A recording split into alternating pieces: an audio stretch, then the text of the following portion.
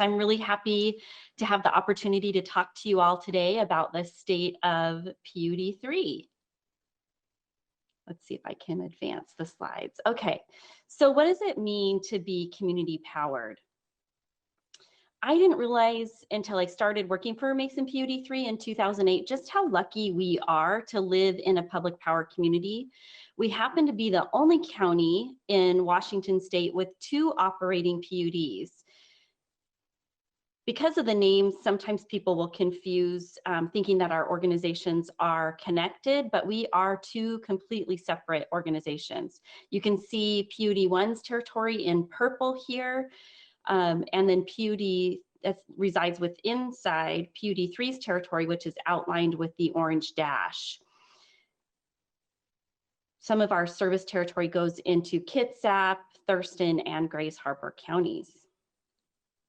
Now, I said we're lucky because PUDs are owned by the communities that they serve, and that has a lot of benefits, like local control. PUDs are considered municipal corporations and local government, like the libraries or ports, and they're governed by an elected board of commissioners who live here and care about our community. At Mason PUD 3, we have a 3-person board, and each member serves a 6-year term. So we have our board president, Tom Farmer, our Vice President, Linda Gott, and Secretary, Bruce Jorgensen. The commissioners are responsible for making the policy decisions for the utility and appointing the manager. Annette Creekpalm has worked for PUD 3 since 1998. She was formerly our CFO, and she's been our general manager since 2013. Annette's responsible for the day-to-day operations of the PUD. Another reason that we're lucky is because unlike investor-owned utilities such as Puget Sound Energy or Avista, PUDs are not for profit and they're cost-based, which means that we have some of the cheapest rates in the US and the cleanest energy. At PUD 3, we're 98% carbon-free, thank you hydropower. And since we're a PUD instead of an investor-owned utility, about $4.8 million per year, I'll say that again, $4.8 million per year stays right here in Mason County rather than gets shipped out to investors outside of our state. Another reason that we're lucky is because PUDs are a tight-knit community, and we have mutual aid agreements that help each other out when needed. Just last weekend, PUD 3 sent a crew to Douglas County to help repair the damage caused by the Pearl Hill fire. And we've been on the receiving end of that mutual aid, and it sure helps get our customers back in service quickly when we can lean on our partners like this. And we're definitely lucky because of our reliability. A lot of that has to do with the numbers on this page here. So Mason PUD 3 is a diamond level reliable public power provider, or RP3 for short. And that's a designation given out by the American Public Power Association. And the diamond level is the highest recognition available in the US. Mason PUD 3 is one of 5 utilities in Washington state that have that designation. So before I dive into all the projects the PUD is currently working on, I'll take a few minutes to talk about how we're responding to the pandemic. So like many of our other local government agencies in Mason County, the PUD responded to the emergency prior to the governor's orders. We closed our lobbies, suspended disconnections, and waived late fees. And then we began working to get customers assistance right away. We quickly learned that our cash paying customers needed more options and better communications. The good news was that we had already installed a payment kiosk at our downtown Shelton office, which helped with some of those cash customers. And then we added an additional kiosk at our Belfair warehouse. We stepped up our customer service outreach with communication, including translating some of those key messages and our entire website into Spanish. We wanted to make sure that our customers knew exactly how they could do business with us. Oops. And as essential workers, we couldn't just shut down. So instead, we worked to get as many of our employees to begin working remotely as possible. And this was based on whether their work would allow. Our operations and our field employees are still reporting to the operations center for assignments, but they're wearing masks, social distancing, and not sharing vehicles. This is a fun picture here that we held a photo contest as a team building exercise to show us your work from home pictures. And as you can see, there's lots of pet helpers. And those of you that are working from home, I'm sure can relate. The next thing we did, and we're pretty proud of this, was to deploy some drive-in Wi-Fi hotspots. So the state broadband office and our local school districts asked us to be part of solving this connectivity problem for distance learning in the spring when the schools shut down. So we deployed 29 of these hotspots throughout Mason County, and the locations can be found on our website on an interactive map at pud3.org/Wi-Fi. This adorable picture here on the left is Macy Masteller. That's PUD1 manager Kristen Masteller's daughter. She attends the Merriam Knight School District, and this is her first day of school at a PUD3 hotspot. This wouldn't be possible without our community partners who've provided sites for us to put these Wi-Fi hotspots at, and so we want to be sure to thank them for that. A couple of quick stats. Since May, when these were deployed, we've had 8,000 unique users and 4.77 terabytes of data has gone through there. The peak traffic times are typically between 4 p.m. and 7 p.m. and the average connection time is only like 6 minutes. One thing COVID hasn't done is slowed down our work. We are having one of the busiest years ever at PUD3.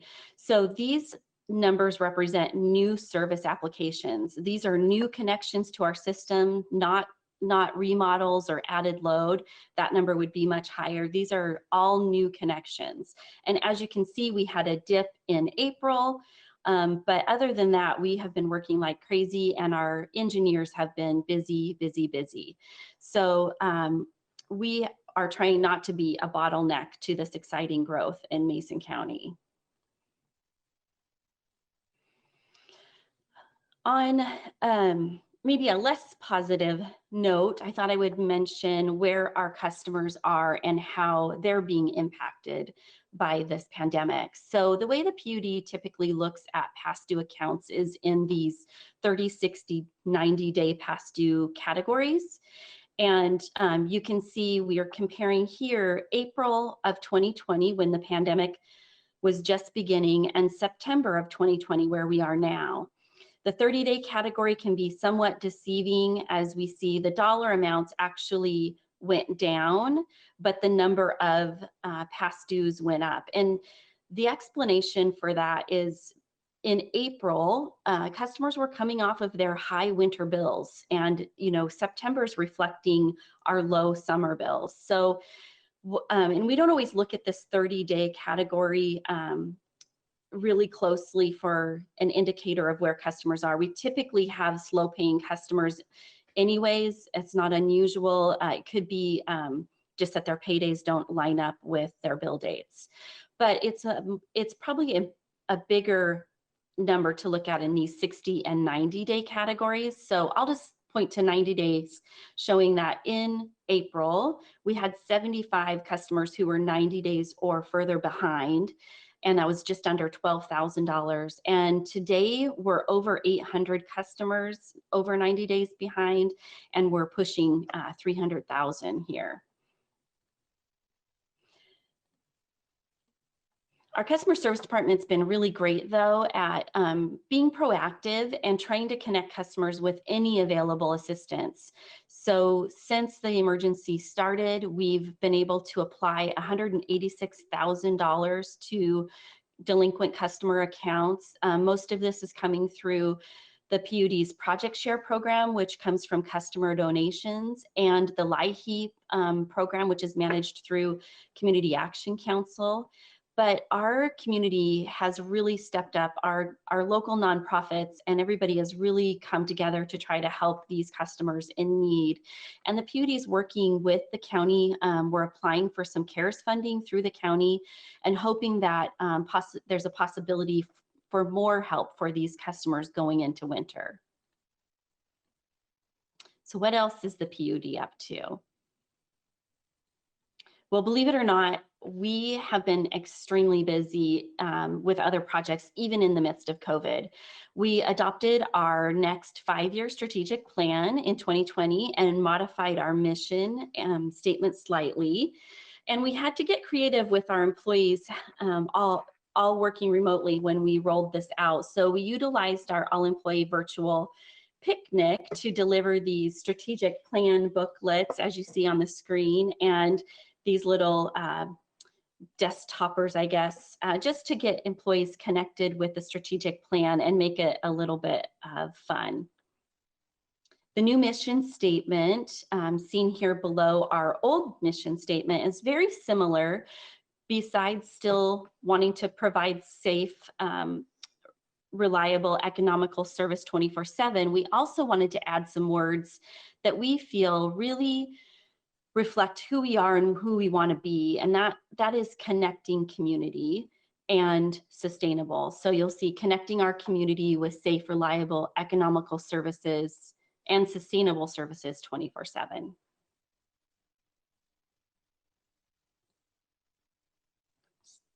Let's see, there we go. So as I mentioned before, we have had a busy 2020 for new service applications. You can see in this orange bar chart, just our year to date through August has surpassed our 2019 full year number. But this 5-year history tells a bigger story of growth in Mason County and on our system, with a 230% increase in applications in these 5 years. So that's really ties into my next slide, which is our need for new substations. So before 2020, the PUD had 11 substations throughout the county, and our newest substation, the Taunton substation number 12, was just completed and energized in June of this year. It's located out Lynch Road, just past Taylor Shellfish, and it was constructed to relieve pressure on our Skookum substation, which was at its maximum capacity. And some of our larger load customers in the area have applied for additional load. We have the immediate need for about 3 more substations and a couple of switching stations to accommodate the growth that is on our system. So with those substations costing at about $3 million each and taking about a year to build, we are going to be busy for a few years to come. I'm going to skip through these next couple slides just for the sake of time to get to what most people want to talk about, which is our rural broadband. So that is something that has really come to light in this pandemic, just the lack of connectivity throughout Mason County, the state, and our nation, actually, in the rural areas. So you might be asking, why is PUD 3 in the fiber business? Our main reason is it supports the reliability and the safety of our electrical distribution system. We started building our fiber system in the year 2000 when the copper phone lines in our substations were failing, and it was going to be extremely expensive to work with the phone companies to have those wires replaced. Plus, there was a growing concern about the reliability of those copper phone lines inside substations. So having our own fiber optic network connecting our equipment in the field and our remote offices is more secure and robust than anything we could find on the market today. Additionally, having this system also saves our electric ratepayers about $4.3 million each year from us having to go out and buy those similar services. The second benefit is wherever our network exists, we're able to offer excess capacity to our end users for high-speed internet. And these go through our retail service providers. Even though we've been able to expand our network tremendously through a combination of our grid modernization projects and also procuring several grants over the last few years, it just simply isn't enough. Our customers are clamoring for connectivity, and we just simply can't build it fast enough. And we can't get our hands on money fast enough. So we have been successful at securing 3 grants over the last couple years, and that's going to allow us to connect about 1,500 homes in the next 3 to 5 years.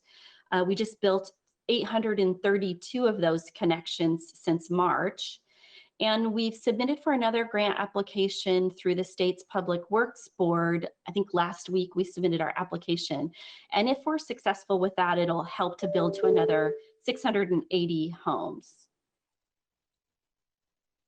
So with that, I just wanted to thank you for showing an interest in what the PUD's been up to. And again, just say that we're so lucky that our PUD has so much history and experience to draw from.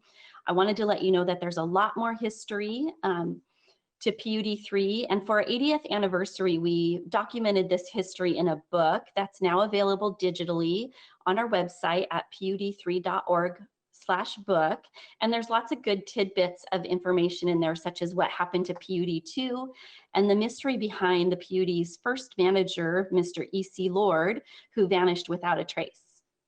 And with that, I'm happy to take any questions if time permits. Hi, Lynn. We did have a few questions come through, so I'll get started on those. One of the questions we had is, how many people are participating in Project Share as someone who is contributing to the program? Oh, I don't think I have those numbers at hand, but I can certainly get those to you to share.